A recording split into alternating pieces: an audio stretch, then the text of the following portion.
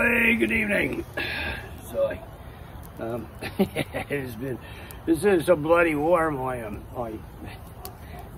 decided to shave my beard off. It's like I hadn't seen my face for several years now. This is a bit frightening, you know. So don't run away. It's still me, right? So anyway, this video is about a knife that I got about a month ago. It was gifted to me. It's a Black Hat Bushcraft knife from WC Knives, right? There, little fella. Now, I nearly had to poop my pants when I found out how much this thing costs, right? So, it's interesting. It's got some interesting features, but wow, what over $325 for this little fella. And like, oh, yeah, man, it better be something special. It really isn't actually. So, well, it is in some ways, but I got to say, the first thing I do really like about this is the handle. You know, the handle is probably the most comfortable handle I've ever wrapped my hand around, right?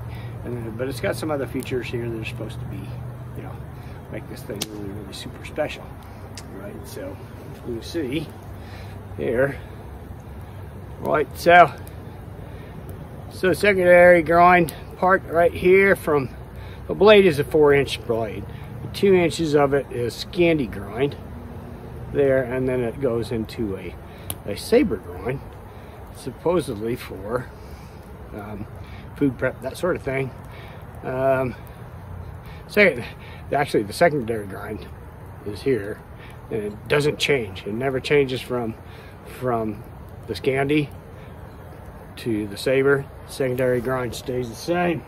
Well, it's the saber part's a little bit, still a little bit thick. I'm going to go in here and do some food prep here in a little bit, but and I've used it a fair bit, tested it out to see how it compares with my little oh, excuse me, how it compares with my little Green River, and then my old standby, the old hickory with secondary grind. This is the Navajo grind, basically a chisel grind, right? We're going to get into that in here in just a minute too.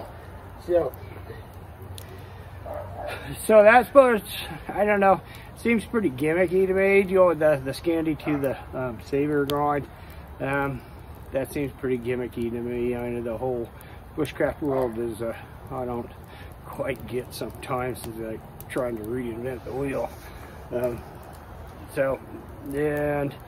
the bushcraft world makes a big deal out of 90-degree spline, right? A 90-degree spline primarily for striking your ferro rod with. Well, if you watch my videos, you know my feelings about that. But I'm gonna go over it again, right? So those globs of molten material are about 5,000 degrees Fahrenheit or 3,000 degrees centigrade, right? And sometimes they stick to the back of your knife, right? And I don't believe it's quite so healthy for your knife, right? But I mean, you can bloody well strike a ferro rod with anything that's got an edge, basically, really, right? So I'm just gonna do that. I'm gonna grab a piece of flint. This is a piece of Knife River flint right here. Supposedly like the best flint in the world, and I thank Corey Schultz for giving me that. Several pieces of it, so I'm gonna strike it. So you can see we can still get some pretty bloody hot ones off of that. And now I'm gonna strike it with a piece of obsidian, volcanic glass. It's a pretty good sharp, this fella is. Oh, you're like, it's glass, right? We get right at it. Yeah. So we're gonna just take the back of the little black hat fella. And you can see it with it. You know, it takes that bark off just fine, right down to the. You can make fine shavings with that, but my Leicu definitely does not have a 90-degree spine, and it does just as good a job, right? So I'm not buying into that 90-degree spine crap. Oh, take it, Mimi. Take it, Mimi. Down to the sharp blades here. The Scandi grind is like hugely popular in the bushcrafting world, and it's fine, right? It's definitely not my favorite. I much prefer a V grind or a flat grind, whatever you want to call it. But it's supposed to be like the woodworking grind, right? But how are you going to beat a chisel grind? Like my Navajo grind is basically a chisel grind. When chisel's like made to work wood in the first goddamn place, right? So yeah, right. So I'm going to take this little piece of seasoned ash. I'm going to make some cuts into it. I'm going to use my headlamp here just to help out, so I can show you. It ain't the be-all end-all grind, right? Yep. So there's the little black hat. Right, so I'm just going to make 3 cuts on there, so. And that works pretty fine. And it's got a nice thick spine, and it cuts right down into that. Pretty good, right? That's not bad at all. But try the little. Okay, so that's the couple cuts with the Scandi. There's the V grind, the Green River. That's the second cut. Now that definitely, I definitely would give an edge to that that little black hat knife on that one for sure. But I mean, it's usable. So now it's like the chisel grind, right? Oh my God, there really is no comparison, right? That's that's the Navajo grind right there. It just goes right through that. Yeah, right. I reckon it depends upon what you get used to. I don't know. Sometimes the bushcrafting world comes up with some pretty silly stuff, right? So last thing I want to talk about before we head in and do some food prep with all these blades is it for $325 I would expect it to come out of the box like a bloody razor, like razor sharp. But this thing's got a serious burr on it, and I left that burr on just to show you what I'm talking about. So I use my knife sheaths like you were right there. I use that to strop. I use my back of my knife here to strop this fella. There's a strop too. So yeah, I use it. It doesn't matter whether I'm in the bush or not. I use my sheaths to strap my blades. Anyway, I'm gonna go here. Anyway, I'm gonna show you what I mean now. I strap this on. So there's that. All right. So I'm gonna strap the side first that doesn't have. I'm gonna strap the side that doesn't have a burr. Right there. And now I'm gonna strap the side that has a burr. Oh, you see how that hold that just see that? And when we get inside, I'll show you what I'm talking about there too. But that burr should not be there. All right, not for $325. No way. Yeah, that was kind of a surprise to me, right when when I was just like felt that burr. It was like, yeah, that's a bloody serious burr, right?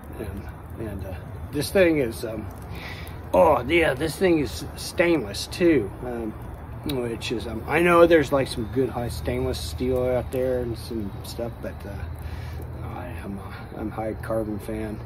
Always been, always will be, right? It's just like high carbon steels. Like I think it's just superior to any of the stainlesses I've ever run across. Say so. I don't mind. I mean, I'm using my knives anyway out there all the time. My carbon steels, like so, they don't get rusty because I'm using them all the bloody time. So, yeah, no, stainless. I don't think it's nearly as good a steel for a knife out in the bush. So my thoughts on this little fella. Yeah, is it worth 325 bucks or 328.95 or some shit like that, right? But yeah, not to this giveaway, it ain't. So anyway, we'll go in and do some work with food. Right, Mimi? Yeah, we got a little better light in here, so I can show you that where I stropped at. And you can see that burr on there. Yeah, right. Shouldn't be there, mate. Right, the fruit pump challenge, right? Be nice if I had something squishy like a tomato so you could really see the difference, but I don't. But I got potatoes and peppers in. I got a piece hunk of frozen tenderloin, and we'll see how. I'll just go right into it and see how this goes. So this white, that's supposed to be saber grind for like food prep. We'll see how it works. Yeah, works pretty good. Get in there. And we tried the little Green River. Ooh.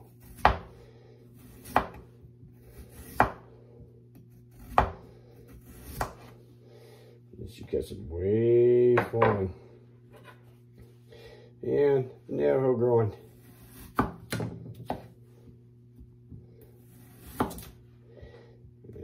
And I think you can see which one.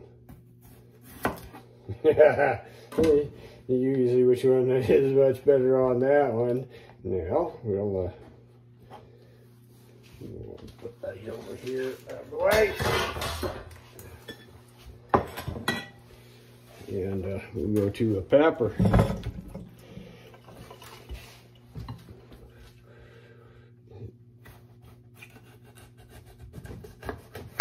Actually, yeah, so cutting through that, that was actually a bit rough. Let's try it with the Green River.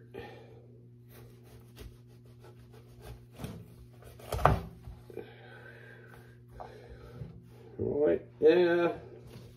Oh, it's a little bit squishier, but that was better.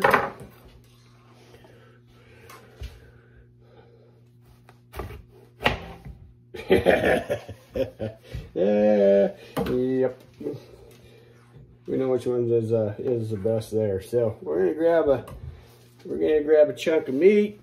It's well, I got a hunk of meat is definitely when it's just frozen. So we'll start with not frozen solid, but it's just thawing out, right? So it's just still pretty frosty, pretty cold. So we go here. This is, by the way, this is going to be tomorrow's dinner. See, that's not too bad. It actually does a pretty dang good job. You see that's it's frozen, but not solid.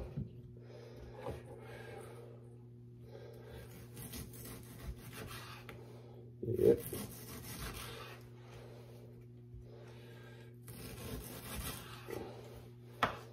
I wouldn't say one is better than the other there.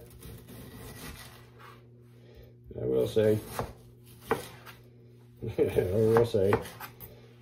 I will say, this one outperforms both of them. Yep, there we go. So anyway, that pretty spendy little critter, this one. All right, pretty cool little thing. Got some interesting ideas. I do find it kind of gimmicky, and